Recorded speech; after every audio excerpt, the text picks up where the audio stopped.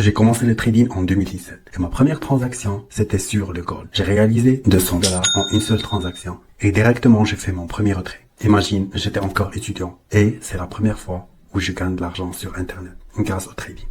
Je me suis fait plaisir avec les 200 $.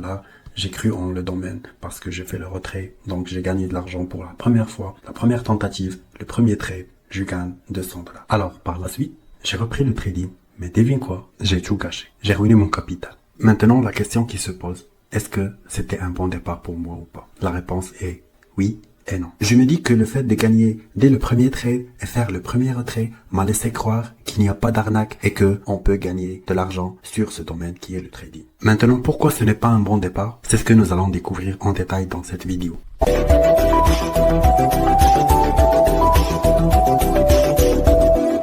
Maintenant que nous avons évoqué mon début dans le trading et cette première victoire avec les 200 $, entrons dans le vif du sujet. Beginner's luck ou la chance du débutant. Beaucoup d'entre nous ont connu cette phase où, inexplicablement, les choses semblent aller dans notre sens. Mais attention, quand je l'ai appris de mes dépens, ce n'est pas parce que la chance nous a souri, une fois qu'elle sera toujours de notre côté. Beginner's luck est une idée très fascinante. Elle semble défier toute logique, mais elle a sa place dans le monde du trading. Mes premières transactions fructueuses m'ont donné l'impression d'avoir trouvé la poule aux œufs d'or. J'ai pensé que je maîtrise déjà le marché, mais la réalité est que je ne comprenais pas vraiment les tenants et aboutissants du trading. Ce que je n'avais pas réalisé à l'époque, c'est que cette chance initiale n'était pas basée sur une compréhension solide du marché. J'ai pris des risques sans vraiment savoir ce que je faisais et comme beaucoup de débutants chanceux, j'ai fini par perdre une grande partie de mes gains, voire même détruire mon capital de départ. Et c'est là que l'effet Dunning-Kruger entre en jeu. Cette théorie psychologique explique que les débutants ont tendance à surestimer leurs compétences, car elles manquent de connaissances pour évaluer correctement leur niveau de compétence. Cela a été ma réalité. Après avoir encaissé donc les 200 $, ici nous avons les compétences, ici nous avons la confiance. Donc moi, mes compétences n'ont pas évolué, mais ma confiance était surévaluée. Donc il y avait un excès de confiance. Je me considérais alors comme un génie des trading, surtout après la première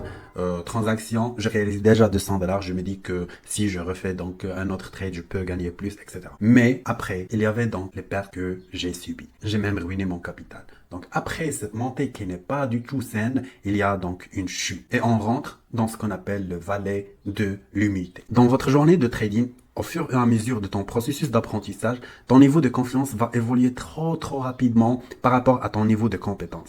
C'est-à-dire ton niveau de compétence reste limité alors que tu apprends plein de choses. Ceci entraîne tout simplement un excès de confiance et donc la confiance monte de façon exponentielle alors que tes compétences non. Jusqu'au moment où tu te prends une claque et tu réalises qu'au final, tu ne connais rien. C'est tout à fait le syndrome qui dit que plus on connaît sur un sujet, plus on se rend compte qu'on ne connaît rien. Donc ici dans le valet de l'humilité, voilà, tu te rends compte que tu as fait des bêtises, que tu as été donc victime de ton ego, de la surconfiance et l'excès de confiance. Donc après avoir ruiné une partie de mon capital, j'ai été obligé de tout recommencer à zéro. Cela a été une période très difficile, donc une période marquée par une dépression quoi. Mais c'est là que j'ai vraiment commencé à apprendre et j'ai commencé à améliorer donc mon système de trading, à développer mes propres stratégies de trading, etc.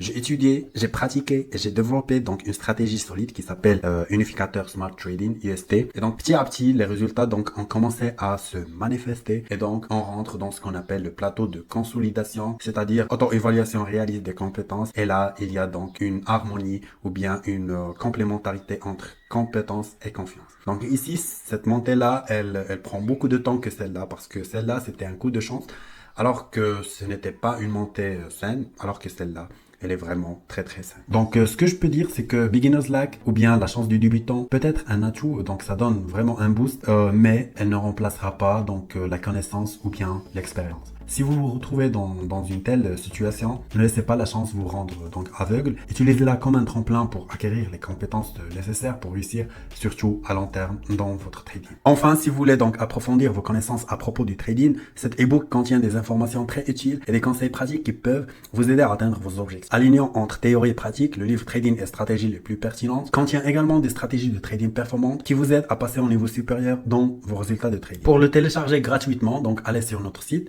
la partie ressources, vous cliquez sur e-book et donc vous remplacez ce formulaire, vous allez le recevoir sur mail, c'est gratuit.